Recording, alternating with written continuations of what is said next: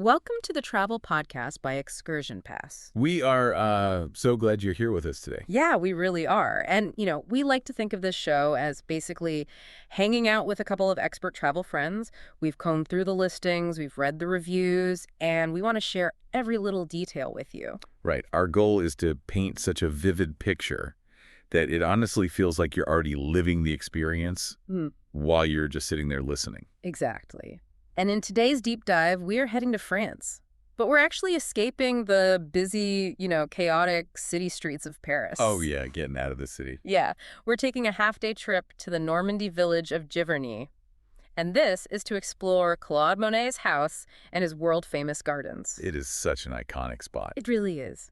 But as always on the travel podcast by ExcursionPass, we are going to anticipate your doubts and your objections right out of the gate. Because we know what you're thinking. Oh, for sure. You're probably wondering, is it worth the money? Is it going to be a total crowded nightmare? Right. So we looked into this specific small group tour by Blue Fox Travel, and it actually has a glowing 4.8 out of 5 on TripAdvisor, plus a Traveler's Choice Award. Which is huge. That is not easy to get. Not at all. So we're going to give you the completely unvarnished reality of what this trip actually looks like. Yeah, let's get into the logistics first. Because before you can look at the pretty flowers, you do have to actually get there. Okay. And here is my immediate, pushback. I'm in Paris, right? I'm eating croissants on a beautiful terrace. Do I really want to waste half my precious vacation day getting herded onto a massive, sweaty tourist bus? I completely get that fear, but that is exactly what this tour avoids. It's a small group tour. Okay. So they cap it at a maximum of 8 people. Oh, wow. Just 8. Yeah. Just 8. You travel in an air-conditioned minivan, so it's a really quick, comfortable, 1-hour drive into the Normandy countryside. Okay, that sounds way better than a giant bus. Yeah. But I do have a travel warning for you based on the reviews. They are incredibly strict about the schedule. Oh, yeah. Do not mess around with the meeting time. Seriously. The meeting point is at 6 Avenue de Wagram. It's near a cafe called La Flamme. And you absolutely must arrive 15 minutes early. Yeah, they do not wait. They don't. If you roll up late, like sipping your coffee, the van literally leaves without you. And just to clarify, there's no catching up. And there are 0 refunds if you cancel less than 24 hours in advance. So yeah, set an alarm. Or maybe 2. Definitely 2.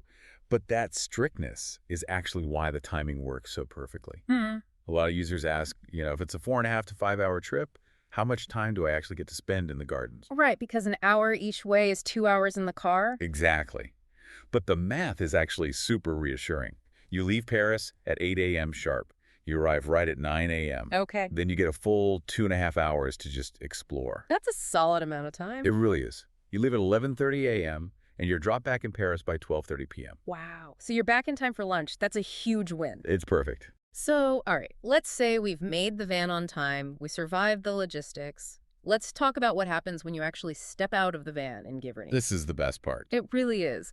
Reviewers basically say it's like literally walking into a 19th century impressionist canvas. You do this lovely little stroll through the quaint village, and then you reach the Klaus Normand flower garden. And the sensory details people mention are just wild. The flora is incredible. Traveler's list, seeing peonies, golden chain, roses, pansies, rhododendrons, foxgloves, and poppies. And my personal favorite from the research, giant garlic. Yes. Which, sounds weird. It really does. I was like, giant garlic. Yeah. But they're actually those big, beautiful ornamental alliums. Right. And then you walk over to the Japanese-inspired water garden. Oh, this is the iconic spot. It is. This Wow. is where you see the famous water lilies and that green bridge, Yeah. the one that inspired like all of Monet's biggest masterpieces. Just standing there, you could totally see why he painted it 100 times. Definitely. But it's not just the gardens. The tour actually gets you inside Monet's house, too. Yeah, and the house is fascinating. Reviewers are obsessed with the colors. Like, he had this intensely bright yellow dining room. Which was so unusual for the time. Super unusual. And then the kitchen is just stunning. It's covered in these blue and white tiles. Oh, I saw pictures of that. Yeah, and it's filled with these shining copper pots and pans. It feels so lived in. Totally.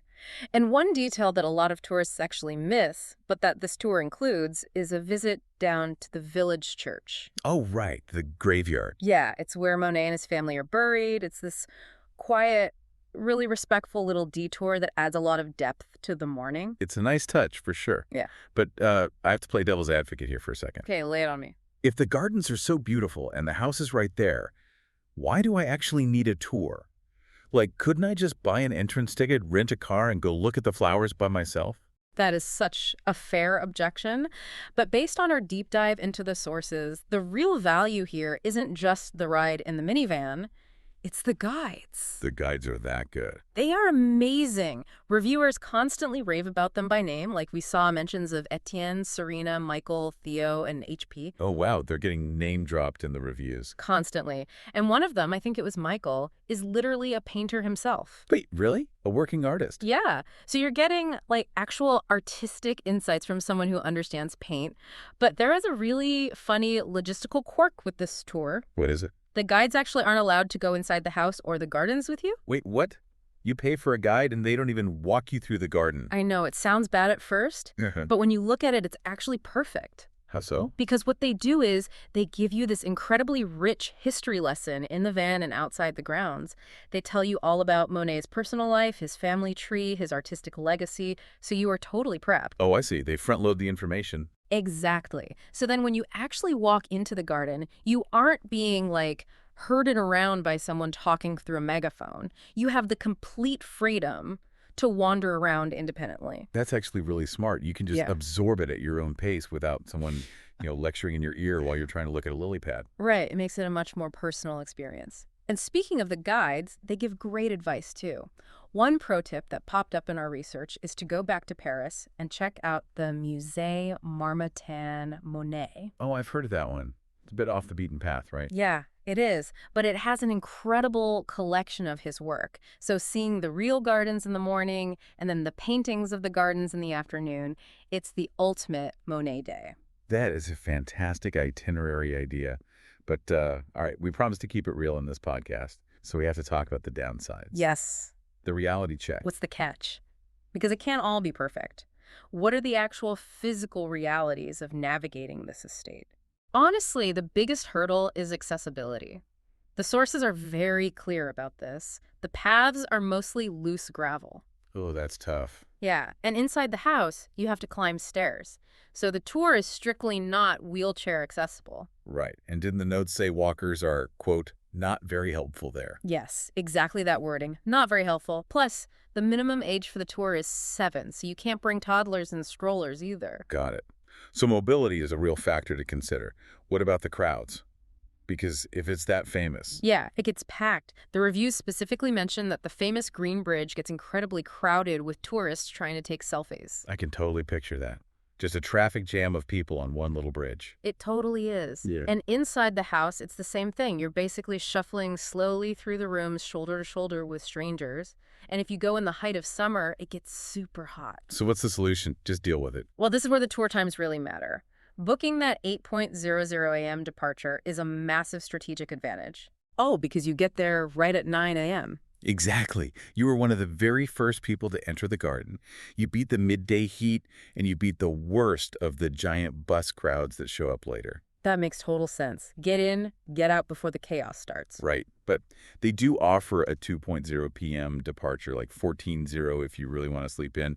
You just have to know you'll be dealing with peak crowds. Fair enough. It's good to have options. Definitely. So just to summarize the whole deep dive today, for roughly €130, which is around $151 depending on the exchange rate, you get a perfectly curated, stress-free half-day. Yeah, you get the transport, the history, and the stunning nature all tied up in a neat little bow. Exactly. But before we wrap up, I know you had a really fascinating final thought you wanted to share about all of this. I do, yeah. Because looking at the research, there's something so profound to mull over about this whole place. Oh, I love these. Go ahead. So we usually think of landscape painters as people who, find a beautiful spot in nature and just paint what they see. Right, like they hike up a hill and set up an easel. Exactly. But Monet didn't just stumble upon this beautiful garden. He painstakingly designed it. Mm-hmm. He planted and cultivated this very specific landscape just so that he could paint it. Wait, so he essentially built his own subject matter? Yes. He literally terraformed his own reality to match his artistic vision. Like, he diverted water to make the pond. He ordered specific exotic plants. Oh, wow. That is I amazing. mean, how often do we get to actually walk inside the physical, living rough draft of a master painter's mind? Honestly, that gives me chills. That completely changes how I would look at those flowers. Right. It's not just a garden. It's his canvas before the canvas. What an incredible way to look at it. Well, thank you so much for joining us on this episode of the Travel Podcast by Excursion Pass. We hope this deep dive gave you everything you need to know. Yeah. Thanks for hanging out with us, everyone. Get out there and keep exploring. We'll see you next time.